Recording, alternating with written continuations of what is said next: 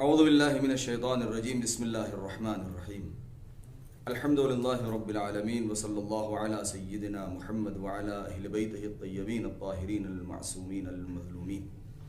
ولعنۃ اللہ علی اعدائہم اجمعین من الآن الی یوم الدین اما بعد۔ ناظرین کرام، میں سب سے پہلے آپ تمام حضرات کی خدمت میں، بالخصوص اپنے قوم کے نوجوانوں کی خدمت میں، حضرت قاسم سلام اللہ علیہ کی ولادت باسعادت پر تہ دل سے مبارکباد پیش کرتا ہوں۔ جناب قاسم کی حیات طیبہ پر اگر غور کیا جائے تو ایک ایسا نمونہ پیش کیا ہے آپ نے کہ جو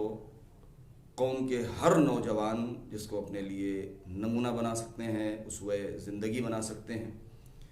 اور اسی انداز سے اپنی زندگی بسر کریں کہ رہتی دنیا تک اپنے نقوش اس صفحہ گیتی پر چھوڑ جائیں۔ ایک ایسا کردار پیش کیا ہے۔ آپ کی ولادت باسعادت کے سلسلے میں مؤرخین کے درمیان اختلاف ہے، البتہ جو معتبر روایات ہیں اس کے اعتبار سے آپ کی ولادت امام حسن علیہ السلام کی شہادت سے 2 یا 3 سال قبل۔ امام حسن علیہ السلام کی شہادت سن 50 ہجری میں ہے۔ اس بنا پر مؤرخین نے یہ تحریر کیا ہے کہ سن 48 کے اواخر میں، سن 48 کے اوائل میں یا سن 47 کے اواخر میں، لہذا 2 تاریخیں، 2 روایتیں اس سلسلے میں موجود ہیں۔ ایک ہے کہ جو 7 شعبان اور ایک 5 رمضان المبارک۔ لہذا اس اعتبار سے دیکھا جائے تو میدان کربلا میں جناب قاسم کی جو عمر ہے وہ 12 یا 13 سال کی جو مورخین نے لکھا ہے۔ جناب قاسم سلام اللہ علیہ کی والدہ گرامی کی جو ہم اور آپ ہمیشہ مجالس میں جو سنتے آئے ہیں کہ جناب ام فروہ کے نام سے یاد کی جاتی ہیں، در حقیقت 3 نام ان کے سلسلے میں ملتے ہیں۔ پہلا نام نفیلہ، دوسرا نام رملہ اور تیسرا نام نجمہ، یعنی یہ 3 نام تاریخ نے لکھے ہیں۔ روایات میں موجود ہے کہ جو جناب قاسم کی والدہ ماجدہ ہیں کہ جو امام حسن علیہ السلام کی خدمت اقدس میں بہت پہلے سے موجود تھیں، لہذا وہ ام ولد کہلائیں، اس لیے کہ آپ نے ائمہ طاہرین علیہم السلام اور بیت وحی اور خانہ وحی کہ جو امام حسن علیہ السلام کا گھر ہے، وہاں پر آپ نے اپنی زندگی کو وقف کر دیا تھا ائمہ طاہرین علیہ السلام کی، بالخصوص امام حسن علیہ السلام کی خدمت کے لیے۔ لہذا بعنوان خادمہ اور بعنوان کنیز، البتہ کنیز ہونا ثابت نہیں ہے لیکن بعنوان خادمہ موجود تھیں اور اپنے کردار کو سیرت جناب زینب کبریٰ سلام اللہ علیہ، جناب ام کلثوم سلام اللہ علیہ اور امام حسن امام حسین علیہ السلام کے زیر سایہ اس انداز سے گزارا کہ رفتہ رفتہ ان کا کردار اتنا پاکیزہ، اتنا طیب و طاہر اور اتنا عالی ہو گیا کہ خود امام حسن علیہ السلام نے ان کے بڑے فضائل بیان کیے ہیں اور پھر ان کو شرف زوجیت بھی نصیب ہوا۔ آپ امام حسن علیہ السلام کی زندگی میں شامل ہوئیں اور انہی سے کئی فرزند دنیا میں آئے کہ جن میں ایک جناب قاسم سلام اللہ علیہ ہیں۔ جس وقت مورخین نے لکھا ہے کہ جناب قاسم کی ولادت ہوئی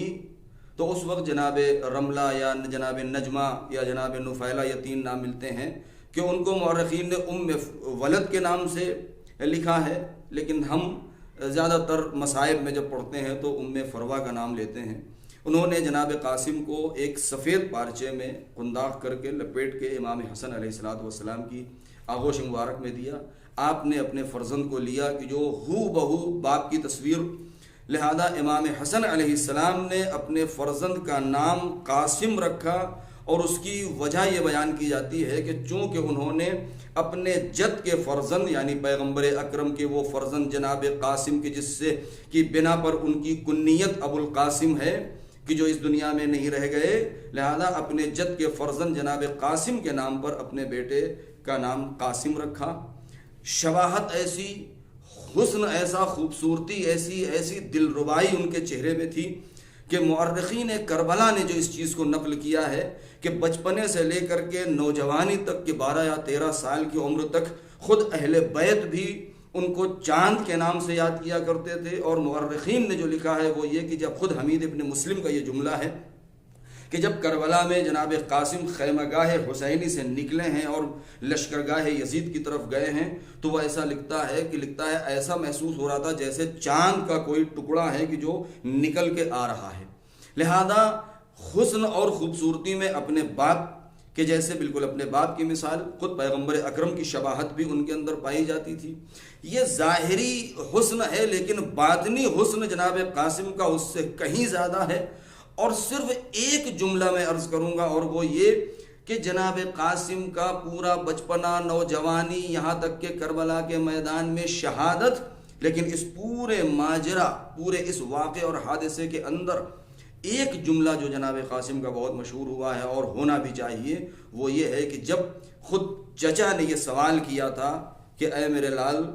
تجھے مرنے کا اتنا شوق ہے، میدان میں جانے کا اتنا شوق ہے، ذرا یہ بتا کیف الموت عندک، اے میرے لال موت تیرے نزدیک کیسی ہے؟ تو جناب قاسم نے ایسا جواب دیا ہے کہ جو رہتی دنیا تک جب ہے، تاریخ کے اوپر رقم ہے کہ جو کبھی مٹ نہیں سکتا. اور وہ یہ لکھا کہ یا عمی الموت عندی احلی من العسل،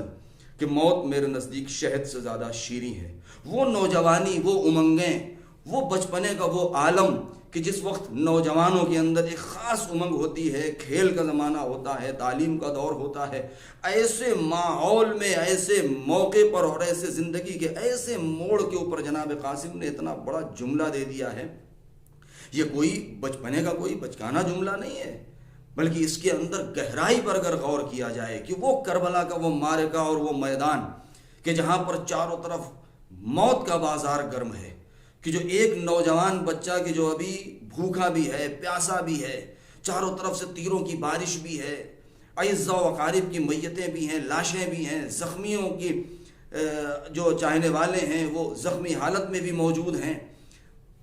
اطفال حسینی بھی صدائے العطش بیان کر رہے ہیں. ایسے ماحول میں کہ جہاں ہر انسان کے واسطے نفسا نفسی کا عالم ہے، ایسے موقع پر جناب قاسم نے اس حسینی مشن کے اوپر ایک ایسا رنگ چڑھا دیا ہے.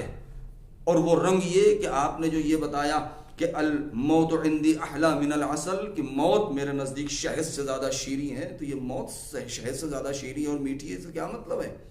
اس کے ہم گہرائی میں جائیں تب بات سمجھ میں آتی ہے کہ موت کہ جو اس کو لوگ ایک بہت بڑی مصیبت اور تلخ چیز سمجھتے ہیں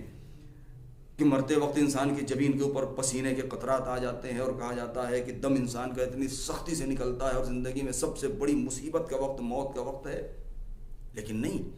جناب قاسم نے اس تلخی کو اس شیرینی میں ڈال کے اس انداز سے بیان کر دیا ہے. اس کی وجہ کیا ہے؟ اس کی تفسیر جتنی کی جائے، جتنی اس کی تفصیل و شرح کی جائے کم ہے. اس لیے کہ انسان کی زندگی میں جو کچھ بھی سب سے زیادہ اہمیت رکھتا ہے وہ ہے حق بیانی، حق تحریری، حق گوئی، حق کے اوپر گامزن رہنا، حق کا پرچار کرنا. اور ان سب سے ہٹ کے ہم اور آپ ہمیشہ دیکھتے ہیں کہ جب مردے کو، میت کو قبر میں لٹاتے ہیں تو آخر میں کہتے ہیں کہ تو گواہی دے، تو بول، سن اور سمجھ کہ جنت حق ہے، جہنم حق ہے، خدا حق ہے، کتاب حق ہے، کعبہ حق ہے، امامت حق ہے، رسالت حق ہے، موت حق ہے، حشر حق ہے، نشر حق ہے. تو یہ جب ساری چیزیں ہیں اور بیان کیا جا رہا ہے حق ہے، اس کا مطلب یہ ہے کہ جناب قاسم نے اس ایک جملے میں کتنی بڑی بات کہہ دی ہے کہ موت کو، اے لوگوں جو موت کو تلخ اور کڑوا سمجھتے ہو، موت کڑوی نہیں ہے. چونکہ حق شہد سے زیادہ شیریں ہے، لہذا اگر حق کے اوپر موت آئے تو موت شہد سے زیادہ شیریں بن جاتی ہے. یعنی آپ نے موت کی اس کڑواہٹ کو حق میں گھول کے اور اس انداز سے بیان کیا کہ اب دنیا والے حق کو کڑوا نہ سمجھے. اگر تمہارے ذہن میں، تمہارے حلق سے حق اتر سکتا ہے تو حق کے اوپر موت کو بھی تم گلے لگا سکتے ہو. جناب قاسم کی حیات طیبہ کو صرف ان کو ہم کربلا کے میدان میں شہادت تک محدود نہ کر دیں، بلکہ نوجوانوں کے اوپر ضروری ہے کہ جناب قاسم کی زندگی کو نمونہ بنائیں اپنے لیے اور آئیڈیل بنائیں. اگر جناب قاسم کی زندگی کو اپنے لیے آئیڈیل بنا دیا تو اس دنیا میں